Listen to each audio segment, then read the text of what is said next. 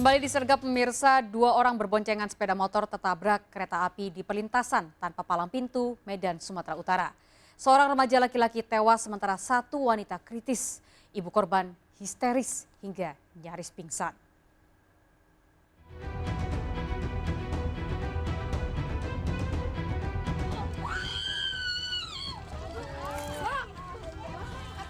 Wanita ini histeris hingga nyaris pingsan saat mengetahui anak laki-lakinya menjadi korban kecelakaan di perlintasan kereta api tanpa palang pintu di Medan, Sumatera Utara.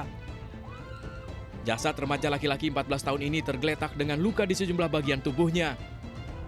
Sementara tak jauh dari jasad korban, seorang wanita 28 tahun ditemukan terluka bersimbah darah dalam kondisi kritis. Kecelakaan terjadi saat keduanya berboncengan sepeda motor melintas di perlintasan kereta api tanpa palang pintu Jalan Komodor Laut Yosudarso. Diduga kedua korban tak menyadari kereta akan datang karena tak ada suara ataupun lampu peringatan. Tak sempat menghindar, kedua korban tertabrak dan terlempar hingga sejauh 20 meter dari lokasi. Dia mau keluar ke depan gitu. Terus ya cuma tahu itu katanya kecampak sih sampai sana udah gitu aja. Kadang kereta api itu lewat ya kan, jarang bersuara. Korban tewas dibawa ke rumah sakit Pringadi Medan untuk diotopsi, sementara korban kritis dilarikan ke rumah sakit terdekat untuk mendapat perawatan. Warga berharap pihak kereta api memperbaiki fasilitas agar memberikan rasa aman bagi pengendara yang melintas. Dari Medan, Sumatera Utara, Yuda Bahar, iNews melaporkan. Ke informasi selanjutnya, pemirsa, 8 bocah di Depok, Jawa Barat nyaris menjadi korban penculikan setelah diiming-imingi ikut turnamen games online. CCTV merekam saat korban dibawa penculiknya ke Pasar Kramat Jati, Jakarta Timur.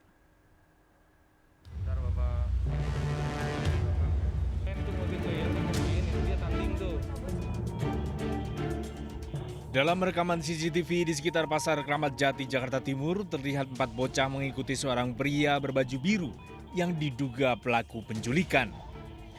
Awalnya 4 bocah ini bersama 4 temannya dihampiri pelaku saat sedang bermain di halaman parkir Pasar Agung, Sukmajaya, Kota Depok. Korban terbujuk rayu pelaku dengan modus mengajak korban ikut turnamen game online. 3 bocah lainnya berhasil kabur dengan berpura-pura buang air kecil di sekitar Taman UI Depok. Dari keterangan 8 bocah yang lolos dari penculikan, polisi membuat sketsa pelaku penculikan. Kemudian ditelusuri di sekitar Pasar Kramat Jati, kemudian bertemulah anak tersebut yang hilang 1 orang ya, masih belum ditemukan 1 orang. Kemudian karena spontan, beberapa anak yang tadi sempat kita ajak untuk mengenali pelaku maupun korban yang lain, teriak, itu ada 1 lagi kawan kita, namanya si A, begitu teriak, si pelaku ya sempat mendengar dan dia berhasil melarikan diri. Ciri-ciri pelaku berusia sekitar 20 hingga 30 tahun dan memiliki tato gambar naga. Polisi akan segera menyebar sketsa wajah pelaku agar pelaku bisa segera ditangkap. Dari Depok, Jawa Barat, Yung Rizky, iNews melaporkan. Pemirsa, cemburu buta, seorang pria di Tangerang, Banten tega menghabisi nyawa kekasihnya yang dikenal via media sosial. Padahal korban dan pelaku baru 3 bulan berpacaran. Pelaku kesal, korban masih berkomunikasi dengan mantan pacarnya.